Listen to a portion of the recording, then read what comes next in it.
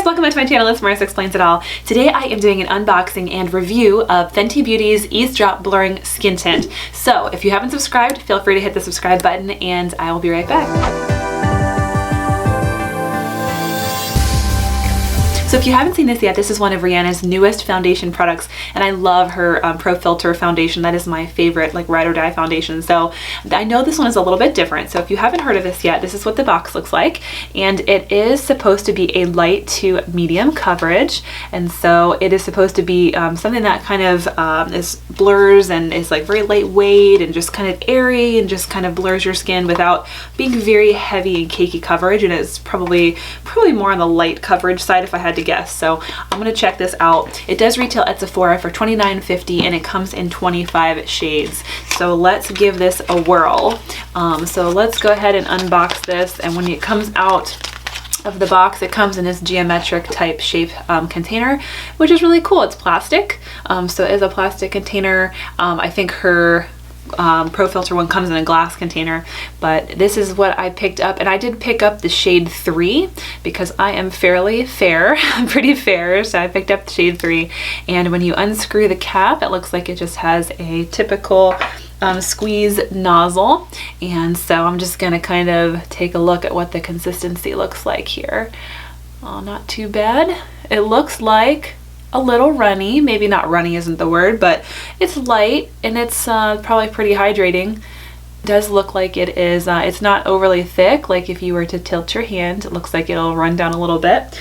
So I'm gonna do what I typically do with foundation reviews, and I am going to start with one half of my face with a beauty blender and one half with a foundation brush, just to see what the difference is in application. And so let's see how this color looks for my skin. It actually does not look bad. So I'm just gonna use some dots here and just kind of distribute the product all over my one half of the face here, and we'll blend it in with the beauty blender and see this. You know, this may be one of those products that does best with you know, kind of blending out with your fingers, like a lot of BB and CC creams do. So let's see. Okay, that's one side done. So you can see the difference here. So far, looking good. I did prime my eyelids as well. Let me do the other side with the brush. So I'm noticing that, you know, the brush, of course, tends to soak up, I think, in my opinion, more product and doesn't really do as well of a job covering as the beauty blender side. I've always been a huge beauty blender fan. I don't know why. I just do not like, I've never found a foundation brush that I really liked a lot that laid down the product in a way that was comparable. So I'm just going to squeeze a little more product here and try to stipple the brush to get the same amount of coverage that I had on the other side. Okay, so that is the base layer on. So I think it did pretty well, actually, especially considering I have some heavy scarring and some acne redness and things on my face on that side specifically. So I think it does feel very lightweight. It does feel like not really moussey per se. It almost feels like a primer, kind of one of those silicone primers, that slip feeling that you get. So I think it feels pretty good and moisturized on the face.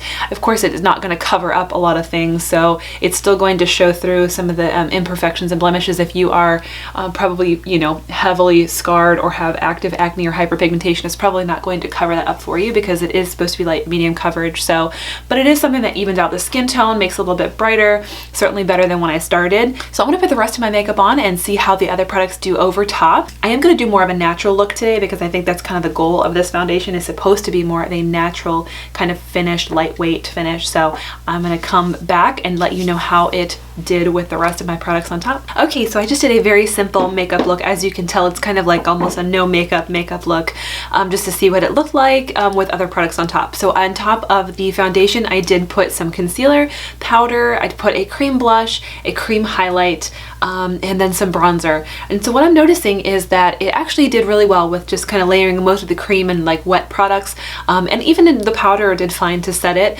But I think that when I started to do the bronzer, you know, it started to kind of rub off a little bit in this area. And so I think if you were to try to do like a lot of buffing out, or just, you know, using a brush to kind of just go in pretty steadily with another product on top, you'd probably rub a lot of this away maybe. So it's it's really not one of those foundations I think that's meant for a full face look. If you were going for that, I probably wouldn't layer a lot of stuff on top. I would probably go with like the very simple, just kind of cream products and maybe not a full face of contouring and things like that. So I assume that would be the case, and that's how it is with a lot of BB and CC creams. They're just lighter and fresher, and they're not really meant to be like put as a base for a huge full face of makeup. So as you can see, it didn't really cover up all my little spots. I do have some, you know, things, imperfections that are showing through, but I think that's kind of normal for a BB and CC cream or something that's lighter coverage. And I did notice just a slight creasing here in my smile line, which I can zoom in. It's always so scary to zoom in. As you can see, just like a kind of a little bit of creasing here, but I think again that's something that's normal, and that happens a lot when I do use BB and CC creams. So you guys can be the judge, but I think this is pretty much on par with all of the other lightweight or maybe light to medium coverage foundations or CC BB creams that I've used before. So I think this is a win in my book. I would probably go ahead and keep this and wear this on a regular basis just for kind of like everyday makeup that I'm not looking for heavy coverage. So maybe if I'm going out just to the grocery store, I might kind of slap a little bit on, and I probably wouldn't wear this for something that I needed a full face for, obviously. But yeah, if I'm going to be on camera for work, if I'm going to be on like a video conference and I just want to look a little bit nicer and have my skin evened out a little bit, I would probably just put this on. So those are my thoughts. Have you tried this product? Let me know what you think. Hopefully this is helpful to you guys. Again, I'm a level 3, so if you're similar to my skin coloring, that's what that looks like on. I think it was actually a really good shade match for me, so I'm excited about that. Let me know what you think in the comments below. Happy to see any other thoughts that you have, and I'll see you next time for the next review. Bye guys.